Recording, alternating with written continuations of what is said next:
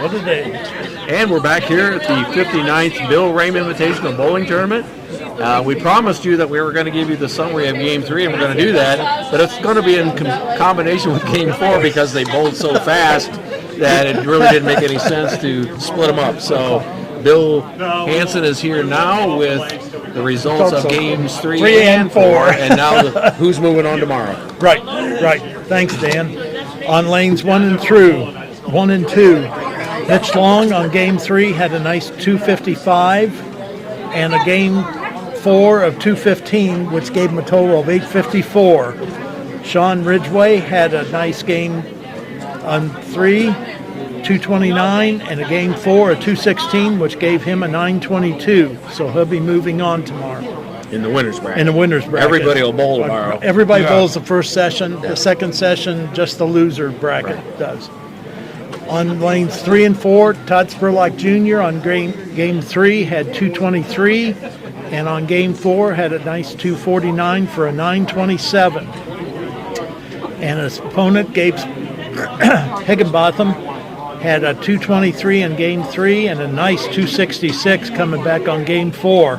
Ended up 921, 6 pins difference. Wow.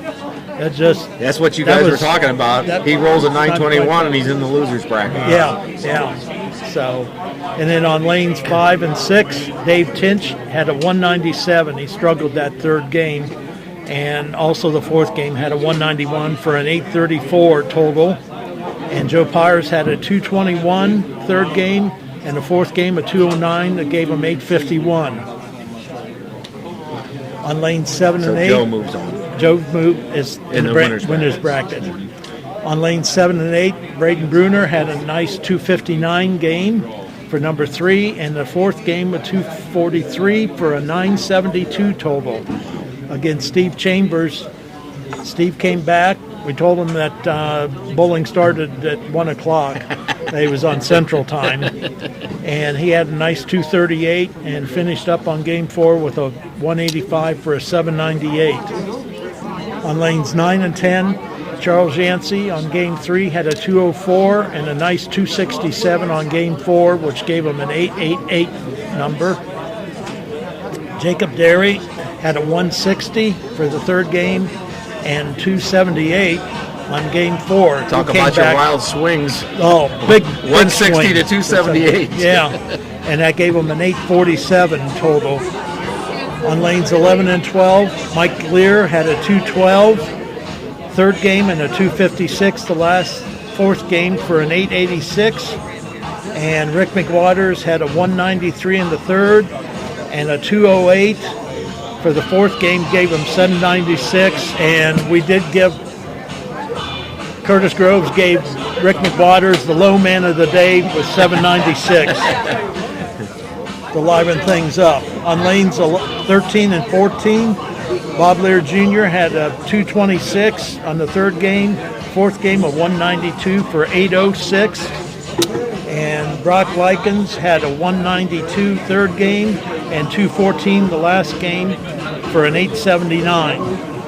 And then third game, Don McLaughlin had a 196 and come back nice with a 245 in Game 4 for an 872.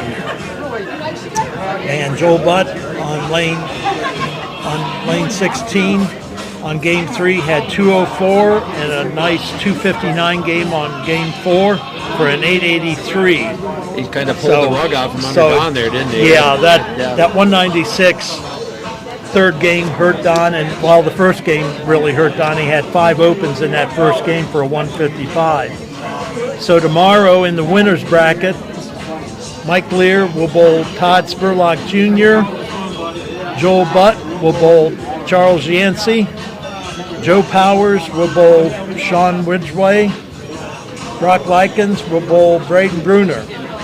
Excuse me. On the loser side, Rick McWaters will bowl Gabe Higginbotham. Don McLaughlin will bowl Jacob Derry. Dave Tinch will bowl Mitch Long. Bob Lear Jr. will bowl Steve Chambers. That will be the first match, and then whoever loses in that first match will will bowl the second match. And the loser's bracket, the loser of the loser's bracket is out. Right. So we will lose 8 bowlers tomorrow afternoon after the second Field's cut in match. half. Yeah. Okay. So We might want to remind everybody, because we aren't here at all without our sponsors. So we want to give them credit for allowing us to be here. Rob Lust at Edgefield Animal Clinic in Marion, Adam Weisner and Associates at Advanced Fiber Technology, Bob Goyer and everyone at Kingston Place in Marion, Dwayne Watts and Doug Fote at Watts House of Insurance. So some pretty nice matches today, some really good bowling, even by a couple of the bowlers that went into the losers bracket. yeah, and I asked several of the guys.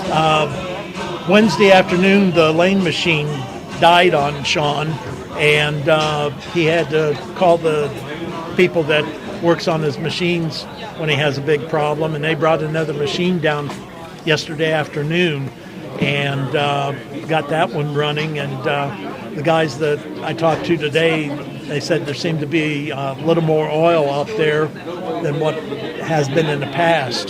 Different machine. With the other machine, yeah, definitely, on how it lays down. So that can contribute a little bit to some of the scores guys weren't used to, and you get down on that upper end of the lanes and so forth, and it does change and things of that sort, as you know, Bill's aware of, and myself bowling out here.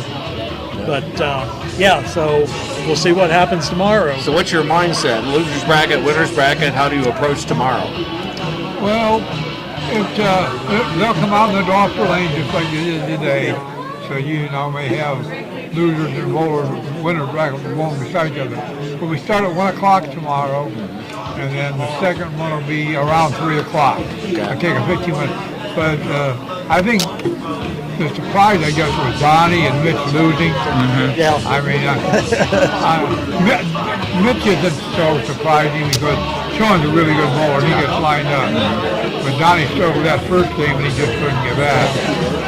He was trying all his balls that he brought. But those to two get guys one. you just mentioned are very good prospects to come out of that losers bracket. Oh, yeah. And Sean Higginbotham, the rookie, he shot 922 and got beat because his opponent got the first one at 10 and shot 927. Yeah.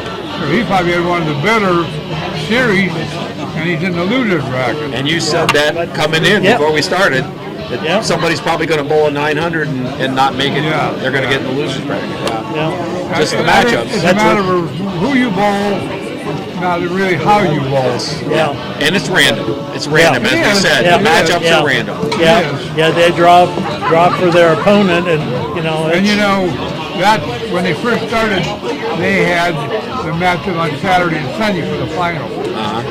And they did that because a guy would bowl on Saturday, but he may not get lined up again on Sunday.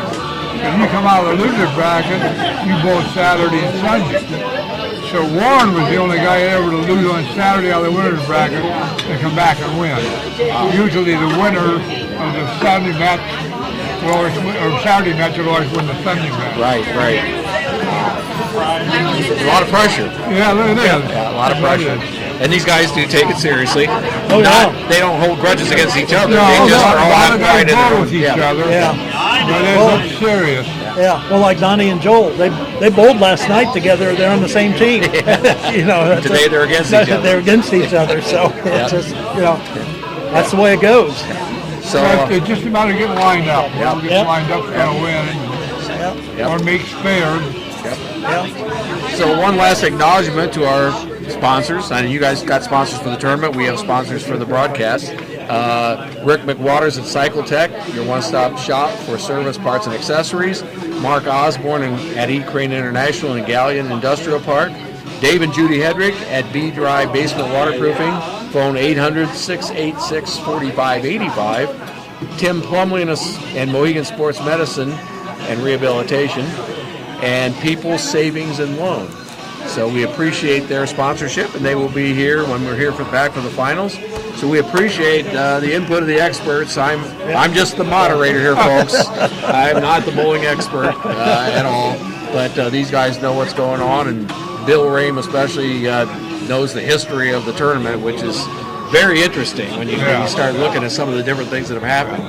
He has all the facts in his head. He does. He doesn't need the computer. I have the book, and I don't know as much as he knows out of I got a computer, I put every game in it, so I got 14,000 games in the computer, so. Going to max out your memory. So that's, my dad really liked it, Yeah. He loved it. Yes. He couldn't wait to get home after the matches were over and put everything in the computer. Absolutely. But I'm really surprised it stayed as long as it did. I mean, 59 years. That's a long time. Yes. Yeah. We were pretty young back then, weren't we? Well, I was in the junior and high school when they started. I was going to say I was a freshman.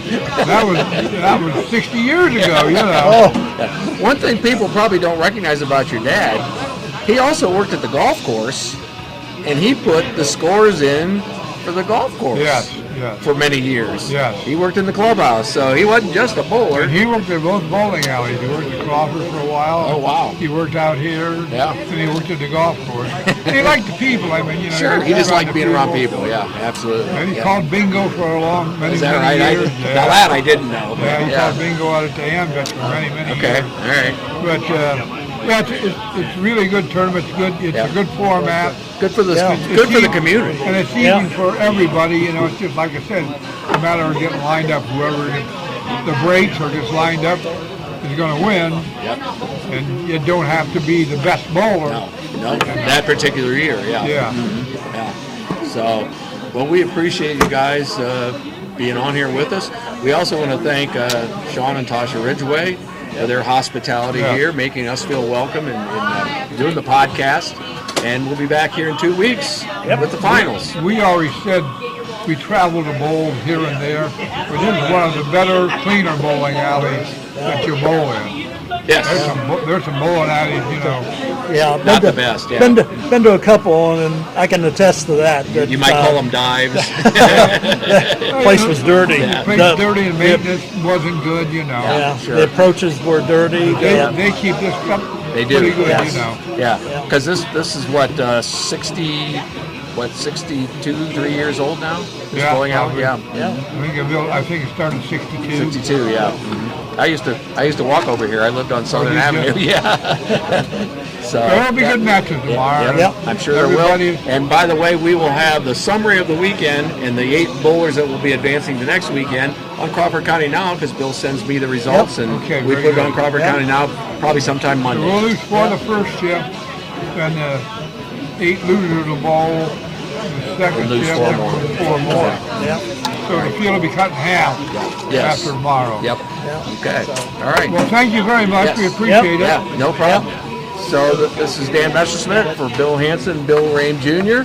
We appreciate you following along on the podcast and look forward to being back here with you in 2 weeks. We're signing off for now.